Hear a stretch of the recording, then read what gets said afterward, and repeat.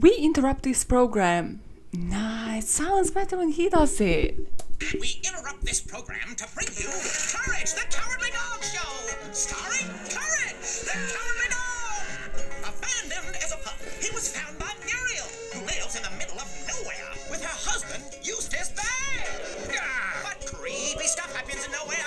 It's up to Courage to save his new home. Stupid dog, you made me look bad. Yeah, what was your childhood? Welcome, this is a Minisode. It's a bite size, it's so mini. We are flipping it and reversing it this week because I'm bringing you something so sweet and special on a special day this week as well. It's not gonna be on Friday. We are flipping and reversing it and doing a little bit of gym jamming. The special episode is gonna come on Thursday this week because it might be a special day, it's not like it's a big deal. It's not like I was born on that day or anything of that sort. It's not like I'm super psyched about Halloween and might get dressed as a certain character. It's gonna be great. Tune in Thursday 1 a.m. Be there.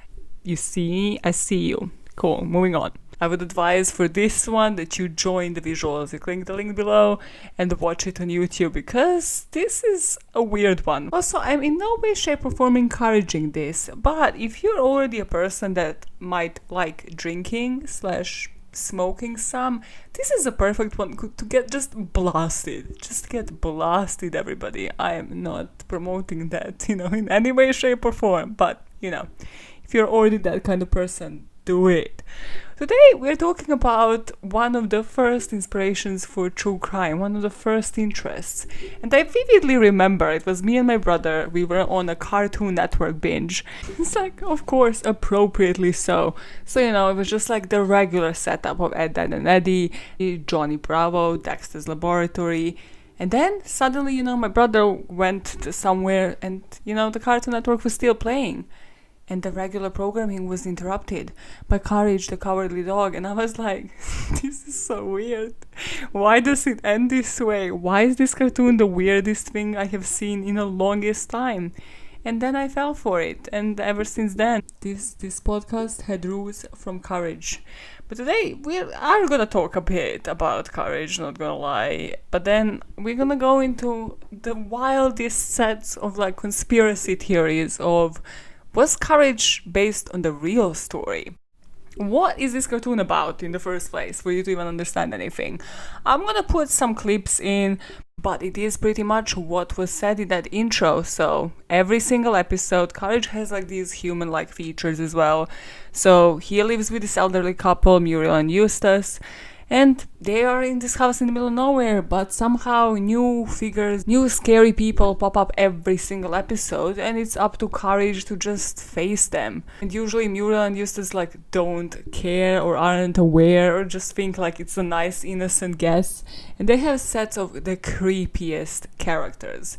Partially what makes the show creepy is just how morbid these characters are. One of the most memorable one for the fans will be this one where it just seems like a mask, but the person never takes the mask off. Or this creepy character that just came across the house and then he's shaven Courage completely and he's shaven his head, try to flush him down the toilet. It is bizarre sets of circumstances, and it always kind of ends with hey, maybe Courage survives. It's kind of ends on that dissatisfying note. It's whoa, outro music. And you're but are they ever gonna pop back? You're kind of left on the unnerving note. Everything about this cartoon is unnerving, and that is exactly why we love it. So every single episode, Courage would encounter monsters, aliens, demons, mad scientists, zombies, vampires, everything from paranormal, supernatural. There's this one where people were yeah, this kind of seems like some Skinwalker episode, which will become relevant later. However, how does it end? Because it didn't have that many episodes. I think it was 52 in the end. So this last episode kind of Courage makes peace with himself, because obviously Eustace kind of belittles him every single episode, as you could hear from that intro. Muriel is like this nice Scottish lady. However, obviously, he is kind of being bullied throughout all of these episodes. And in the last one, kind of see him having this meal with Muriel and Eustace, and the whole episode is about of him dealing with being imperfect, and everybody's like, "No, you're perfect, Courage." And even the ending sequence kind of just says perfect, and you kind of end on like a happy note, considering it's Courage the Cowardly Dog episode and no episode ended this way. So why are we even discussing today whether this was based on a true story? It sounds pretty unrealistic, doesn't it? Dogs don't just go away and save their owners and save the world, Maya. I know, but there are a couple of things.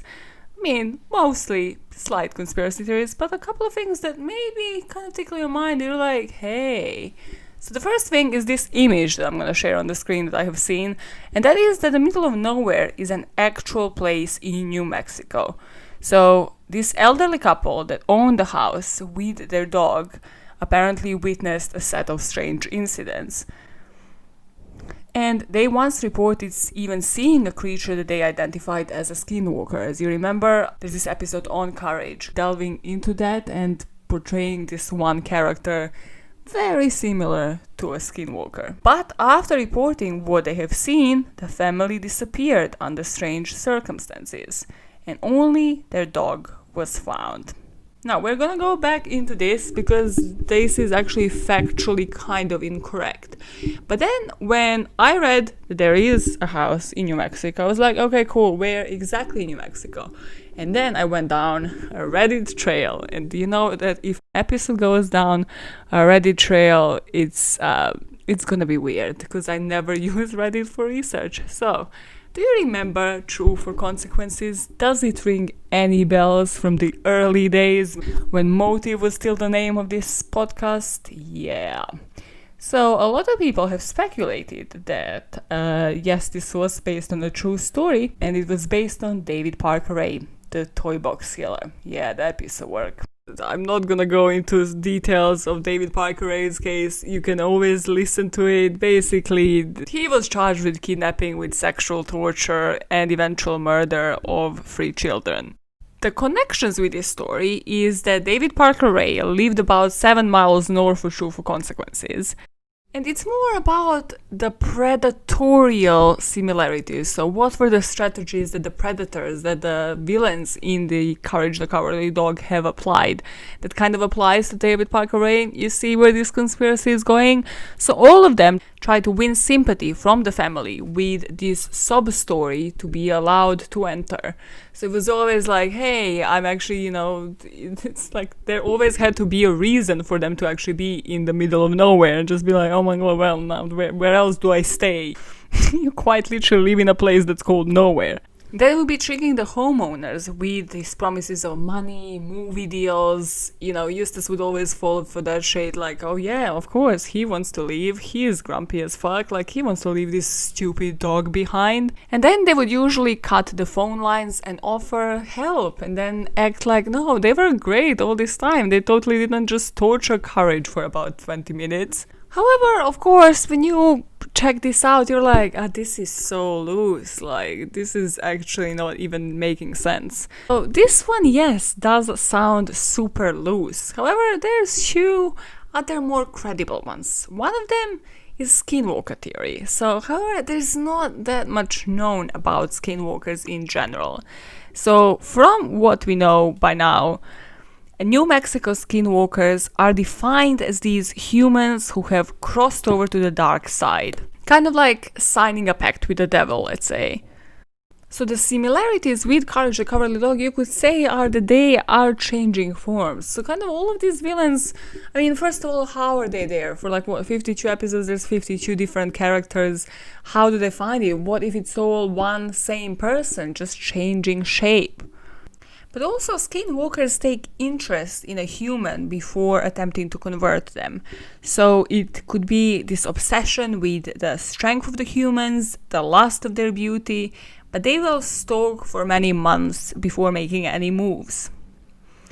Now, courage episodes didn't really lead to any resolutions, and at times they kind of made you believe like it was all in your head. You know, were these people shifting? Were they ever there? Did this really happen? Because they didn't kind of lead anywhere. And Eustace and Muriel still believed them, so were they really evil? This brings us to the third theory. Okay, this is a conspiracy story in itself, but it's where this episode is currently gonna lead us to. And that's a story about William and Margaret Patterson. So this couple kind of was actually living, yes, in a cottage in the middle of nowhere, and they did have a pet. However, that pet was Tommy the cat. So they didn't have a dog, they had a cat. Remember how I told you there was a real house? Yep, people have actually lived there, but they had a different kind of pet. And the wife, Margaret, again was described as this warm, friendly, caring, petite. Does it sound like somebody? To a certain degree. Cool. I get what you mean. Listen, let's just animate. Amuse me for a second, okay? Let's just say that this is correct. And William was not the nicest person. He was just described as a grumpy old guy to everybody that lived with them. And he wasn't even like that old. Kind of like Muriel and Eustace. Yes. The two of them were last seen in March 1957, after this neighbor brought some Girl Scouts cookies to them. This neighbor, Jerry Cash, felt unwelcome, probably because William was a bitch, and just left soon after bringing these cookies. And she kind of described the whole situation like Margaret wasn't really happy this time as well. She was just unhappy, and then William it kind of seemed like he came in the middle of the argument. And well, he was the last person to have ever seen them. The two of them actually owned the business, Patterson Photo Supply, and were known in the community that apparently had a house in the middle of nowhere. And to this day, their disappearance is still the open case in El Paso Police Department. Of course, their friends immediately got on to what has actually happened to them. First of all, they left their cat behind. So it was actually cat that kind of alerted people that the owners never actually got back, because the friends were at first thinking, hey, maybe they went on to this vacation to Florida, they just left their assets behind. But that was weird because William owned a boat, a Cadillac, and property in Mexico, and he also had some stock. This was suspicious to their friends because they had dinner with some of them just a couple of days before the disappearance, and they didn't mention any plans, anything that they're going somewhere, going on vacation even. Not just that, but there was no sign of them that they're gonna even disappear. They actually made plans with these friends for later that week. They were only alarmed once they realized that Patterson's competitor, this guy called Doyle Kirkland, actually was in a possession of Patterson's vehicle. So he just had a Cadillac or one of the cars that William had, and was just, kind of hey, displaying it in his yard. And they were sorry, I think that's not your car. He was no, it's fine. They left it in my possession when they went on holiday. And they were okay, let's go and check up on the house. And sure, the friends go to the house and they call the cops because they find, obviously, the house in complete chaos. You just look in a complete disarray, piles of dishes in the sink, something again you probably wouldn't do, just going on holiday. And it was just described as devoid of life. And then they see this cat coming out, and the cat is properly disheveled, malnourished. It just hasn't been fed, which again, as a pet owner, you wouldn't just leave your pet behind. So besides not taking the Tommy the cat, other evidence kind of was the proof that they didn't just plan to leave the town. So all of their expensive clothes, because yes, they were rich, Margaret's fur coat, were just left with the cleaners. So they were just left for dry cleaning without any instructions store them and I'll pick it up in X amount of time. Then all the utilities, stuff that you might disconnect if you plan to go for a long time, weren't disconnected. So any electricity, water, any bills. No change of address, so the mail was still, during all of this time, coming to the exact same place in the middle of nowhere. There were dishes in the sink. And also, the Pattersons had been planning to attend the National Photographers Association convention in DC, but they didn't show up, and they booked up the hotel. You know how before they would like book up freaking hotels months in advance, or they didn't attend the conference. I don't know. That reminded me when I went to the spa. I was the 13-year-old person going with my great grandma to spa, and I was loving it. I loved life. But yeah, you had to like book it months in advance, or this spa would get booked, and I would quite literally be the only child there. I was making the most out of it. Also coming to breakfast super early to eat like that extra sweet bread. Yeah, literally be the only child. The average age was like 70. I would be like 13-year-old me like, hey, guess who ain't having no boyfriends? Guess who ain't dating anybody? Guess who is here with her best friend, great grandma? Love and respect for grandma. Cool, moving on. When the police now took this case and they actually started digging, they realized that this couple wasn't really all out there in the open, right? Everything is so superficial with freaking rich people. This is why the goal is never to be rich. Then you don't have to hide dirty secrets. So William had a mistress down in Mexico. Her name was Estefania. Now, why is this funny to me? It's just okay. I watched Solo Cuidado con el Ángel, best telenovela, when I was like 13.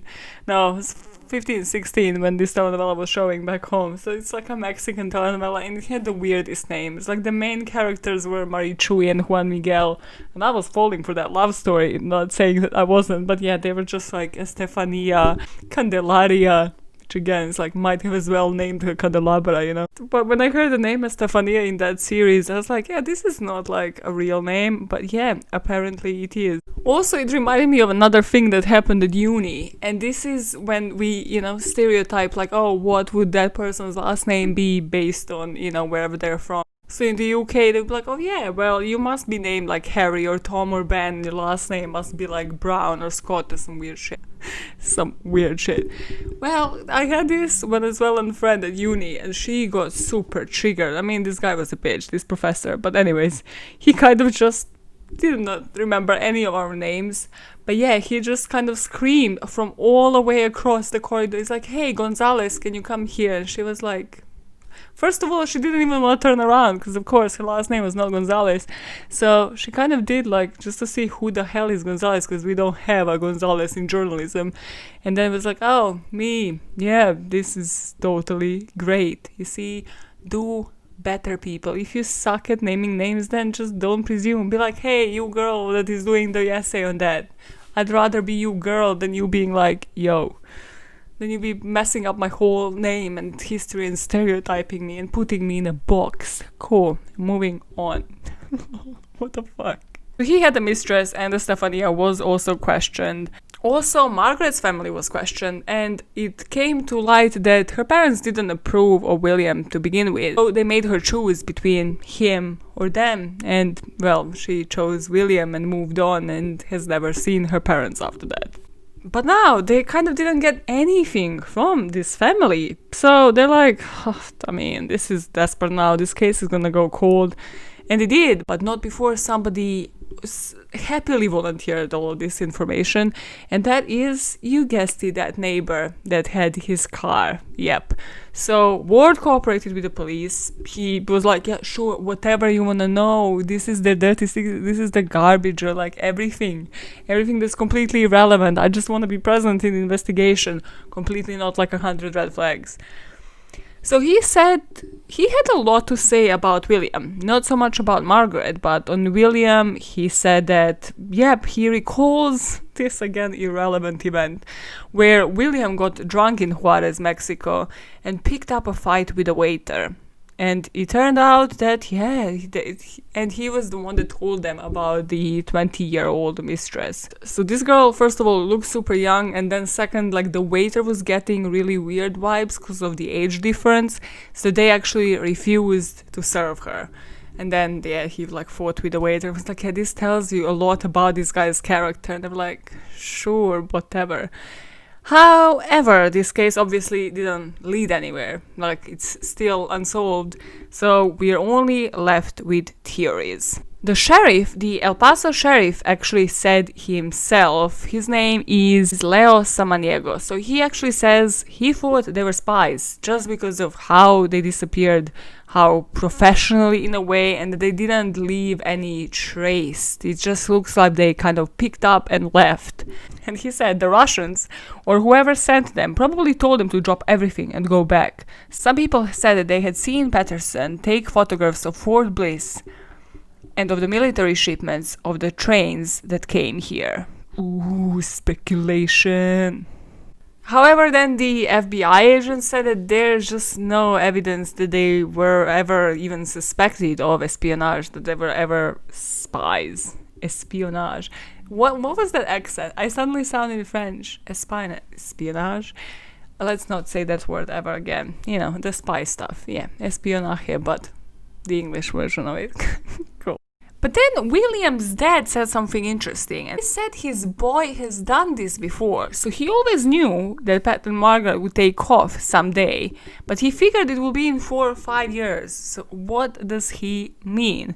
He said he made his living doing sleight of hand tricks, basically like he was a crook kind of thing. But then even his dad gave up on it after a couple of years of not hearing from his son, and he said like he believes they were dead just because they didn't make any contact with him. Obviously, other theories are that they just went into some financial trouble, fled the country, or somebody, took them out. And yes, then in that case, they would have just probably kidnapped them. If you remember, they kind of seemed like they were having an argument on the very last that they were seen. So maybe it was, financial troubles. Maybe they knew what is gonna come for them. And then that thing just ended up coming for them, ended up happening. Then obviously there's another theory, just one looser than the other, that William killed Margaret and fled the country, or that Margaret found out that William had a mistress, Estefania, remember her, and that she killed him and then fled the country. But again, there's just no proof of them ever actually leaving the country in any way, unless on top of that they were also spies. But then there's a more believable theory, more human-like, let's say, not like, hey, they were abducted by aliens or maybe they were spies. One day, the couple's accountant, Herbert Roth, received a telegram from W.H. Patterson, which was wrong because he knew that this is immediately suspicious because William's middle name didn't start with an H. William's middle name was Duncan. I love how accountants knew these things back then. I mean, they should kind of have a copy of your passport, so they should know even right now, right? What do I know? Oh, life. And he was instructed to sell a home owned by Patterson and act as a business manager for their photography business. And then he was to use that money from selling the home to support the photo business as well as to rent out their house for 9 months. After that, he was instructed to hand off the business to none other than Doyle motherfucking Kirkland. Remember the guy that was in the middle of that whole investigation? It was like, hey, actually, I know Patterson's. Hey, forget about the fact that I'm the business competitor. So how weird. So it's like, sell everything because you know the business, right? You are the accountant. So sell every little thing. Make sure you make the most money out of it and then pass it on to Doyle. Smart man, Doyle. So maybe it was a lot more human that people have suspected. Maybe it's just somebody else has been plotting this for a long time, and now when he's like, okay, now I'm in the clear, they have interrogated me, they have cleared me, this is when I attack. Now obviously the police is looking into this telegram, into like where it came from. So for starters, it was ordered over the phone, which means that there's no handwritten original in existence. Which again means anybody could have placed the call to Western Union office in Dallas. I mean, it might as well mean that it was the couple that was just in that area at the time. But then, why would William put a different initial of his name? Surely, if you want to make sure that your assets, that it's you sending the telegram, that your assets are kind of distributed in the right way, you wouldn't put a mistaken initial of your last name. That's again, this podcast, this episode is off rails and it's cool. But this is again a really smart thing, like unlike picked up from Crime Junkie and their rules, but this is a smart thing to have like different ways of basically telling people things. Like with me, because I'm always paranoid, like I have like a code kind of line that sounds really innocent, like something normal that normally people would say, but you yourself wouldn't. So for example, if I was ever to get kidnapped, yeah, I have a line that I would say. But yeah, obviously I'm not gonna say it now. But like when we covered Kaczynski last week and he had like eating cake and having it chew, something like that. Like think of an expression or something even on a daily basis, like just being like, hey, how you doing? And like maybe you wouldn't word it that way. Or just being like, hey, I'll be back home in like 5 minutes or like certain time, and then you don't actually say the time. Like certain things like that you would actually say when on the phone to somebody. So if you ever twist it, they know it's a red flag and you're in danger. So here, clearly he must have given somebody the wrong middle name of his. See, William, my man, cheater, but still. Cheater, but let's forgive him for a second. After that, everything went dead, so they were seen in New Mexico several times, but they were officially declared dead in 1964. And how does this tie back to courage? Well, the urban legend going around is that the true story of courage links the missing couple with sightings of skinwalkers prior to their disappearance.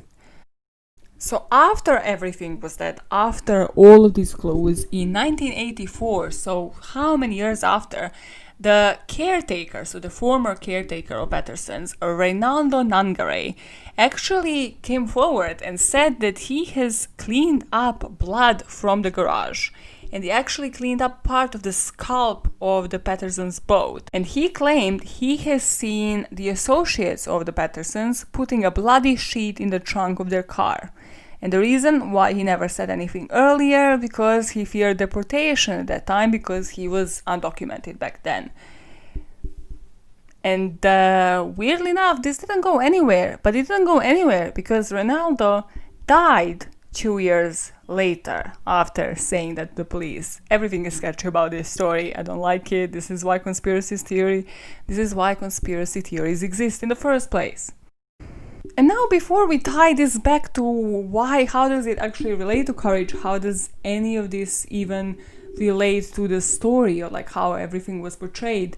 Well, I kind of just wanna stop at the whys again, and this time on the why do we need to believe that certain stories are based on true events.